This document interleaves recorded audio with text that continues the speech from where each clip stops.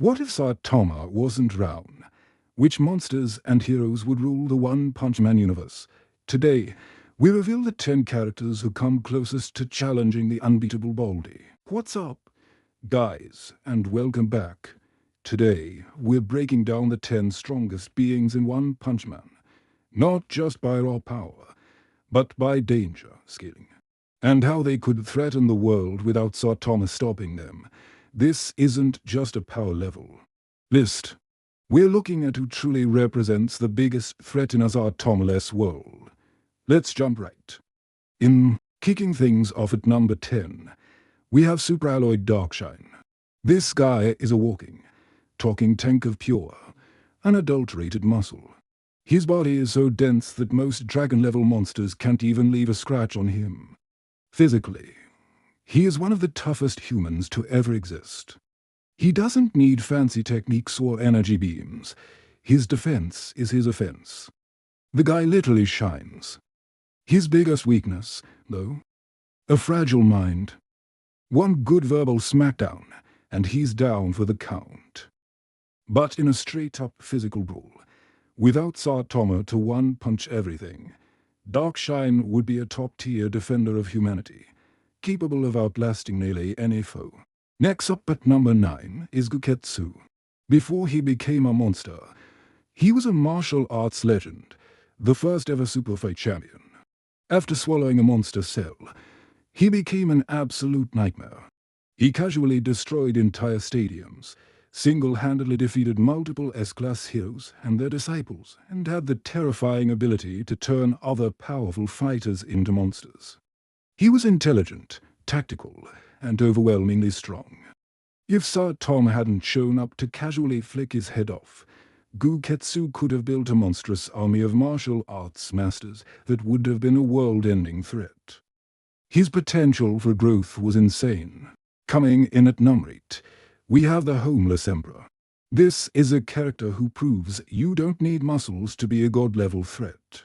A regular human granted power by the mysterious entity known as God. He wields orbs of light that can instantly vaporize opponents. There's no sound, no warning, just a flash of light, and you're gone. This makes him one of the deadliest long-range fighters in the entire series. He took down S-class heroes with ease, creating a battlefield of pure chaos. His power is silent, fast, and absolutely lethal. A terrifying example of divine power in the hands of a mortal. At number 7, we've got the former Monster King himself, Orochi. This creature was less of a being and more of a living disaster. A writhing mass of regenerating biomass, Orochi could absorb other monsters, learn their techniques, and morph his body into whatever terrifying shape he needed. He could breathe energy streams powerful enough to cut through the continent. His sheer scale and regenerative ability made him almost impossible to kill through conventional means. Orochi was pure chaos given physical form. The true king of monsters required an absurd amount of power to even damage, let alone defeat.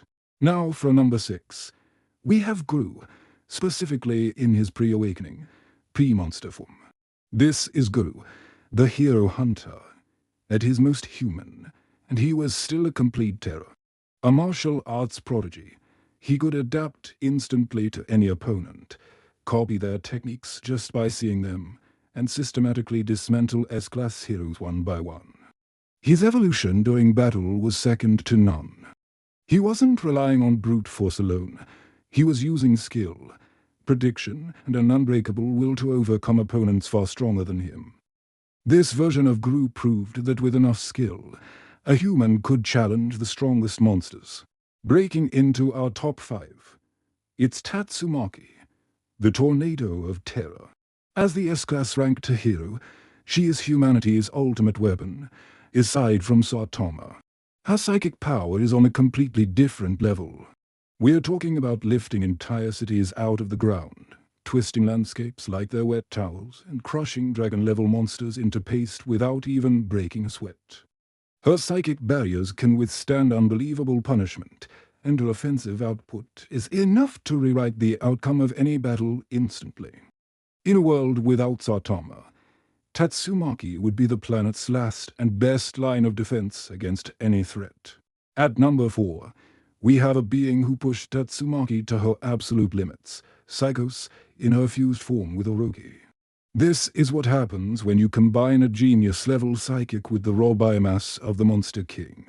Psychos became a psychic demon, a flying fortress of flesh and telekinetic energy.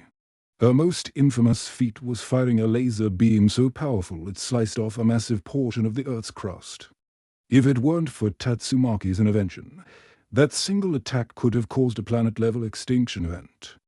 Psychos represents the terrifying peak of what a monster and a Nespa combined can become. Now for the top 3, the beings who operate on a whole different plane of existence. At number 3, we have Cosmic Fear Gru. After accepting a deal with God, Gru transcends his physical limits and becomes a cosmic entity. He gains a perfect understanding of all energy and forces in the universe. He can move faster than time itself, copy abilities on a cosmic scale, and generate punches with the force of nuclear fission. He was so powerful that he forced Saitama to get serious and grow exponentially just to keep up. This Gru is the closest any character has ever come to being a genuine challenger to Saitama. At number 2, we have the enigmatic entity known only as God. This being is the source of power for characters like Homeless Emperor and the one who transformed Gru. We've only seen glimpses of this chained, interdimensional deity, but its influence is terrifying.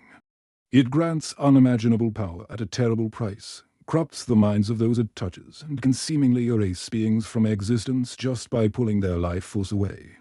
The sheer fear and reverence it inspires, along with the apocalyptic power it hands out, are enough to place it above almost everyone else. We haven't seen its full form, but its potential is boundless. And finally, at number 1, it's the man himself, Saitama. Even in a list of characters who could almost challenge him, he still takes the top spot because, let's be real, no one is even in the same sport, let alone the same league. We're talking about a character whose sneeze destroyed Jupiter's surface. A character who grows infinitely stronger in the middle of a fight. A character who can copy cosmic-level techniques after seeing them once and then do them better. He can literally punch his way through time. There's no debate, no argument. Saitama isn't just number 1 on this list. He's an entire tier above the list itself. He is the unchallenged, unbeatable core of the series. So, who else do you think deserves a spot on this list? Do you think Cosmic Gru could have actually beaten God if Saitama hadn't interfered? Let me know your thoughts down in the comments below. If you enjoy this breakdown and want more deep dives into One Punch Man power scaling, make sure to smash that like button. Thanks for watching, and I'll see you in the next one.